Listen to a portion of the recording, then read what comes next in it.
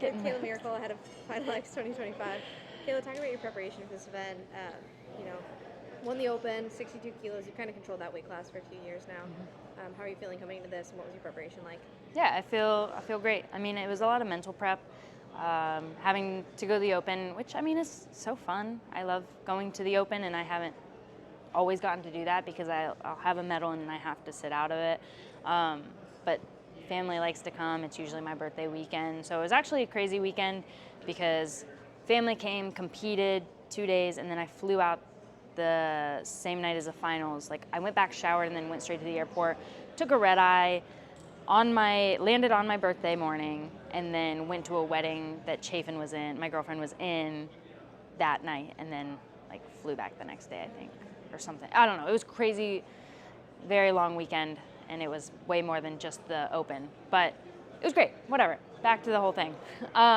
Yeah, been 62 since they changed the weights. I think Mal Velti beat me at Final X the first year, and that was at 62, and I've won it ever since then. So yeah, just doing the job. It's the same thing. I have been here before and I know exactly what to do. So just the mental prep of getting through the Olympic slump or the post-Olympic slump, and getting that mindset right, and just being excited and eager. And I think, I'm ready to do the thing. It's feeling less like a job right now. It's feeling exciting again. So that's good. You've transitioned this past year. You're now a teacher at Valiant Prep, and a coach as well. Have you pulled anything from your coaching into competing, or has your perspective changed a little bit, or does that help? Yeah, I think 100% it helps. I was just talking to somebody today about how breaking the moves down or positions down helps me to understand them better, or even just watching the kids and they'll be doing it a certain way. I'm like, wait, why do you do it that way? And then I'll change something that I've been doing for years. I'm like, I'm going to steal that. Thank you. So getting to work closer, because I mean, we train with each other all the time, but this group's over here doing their thing. I'm over here doing my thing. So there's not as much collaboration, but I'm hands-on with them. I'm either wrestling with them or I'm like right over top and we're working through some specific thing, and so I get to see it a little bit different.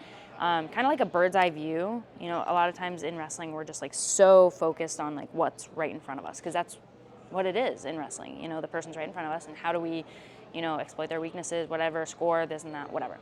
But like with the coaching, I'm bringing myself out and I'm kind of like looking around it from different angles so I can break it down better. So that I think is a big plus. I don't know what the rest of the question was. Okay. Speaking about your Final X events, you've competed at every Final X event. You've competed at quite a few Beat the Streets events.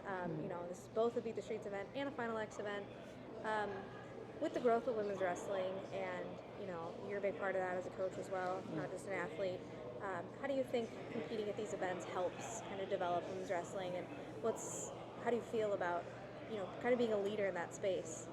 Yeah, I mean, I think it's really cool, just the world today, right? Social media, things like that. So these girls who, maybe have never heard of wrestling or don't follow it, or maybe their brother wrestles and they are just, kind of around, they're getting to see this. Like, representation matters, and so getting to see, a very amazing and diverse, card.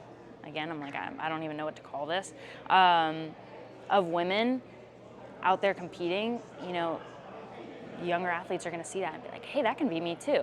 And it's something as simple as like this interview is like, they're like, oh, she teaches. I want to be a teacher too. I can do both things. And so I think it's just kind of that is like what's helping to grow this.